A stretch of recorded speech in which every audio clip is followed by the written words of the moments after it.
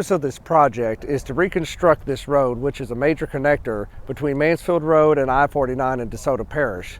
We've had many base failures over the last few years. Therefore, we came up with a new design with an innovative technology to try to bridge over and bypass all the bad base we had beneath it. This geocell technology, we have designed the theoretical load that this is supposed to take.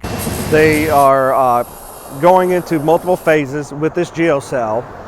We'll do a 12-foot section. We'll move the other 2 lanes to 2 10-foot temporary lanes, and then they push it over as you see. The sections where we've got curb and gutter and we've got underground drainage, we are reconstructing and raising all of our catch basins and all our curb and gutters to match the new elevation of the roadway.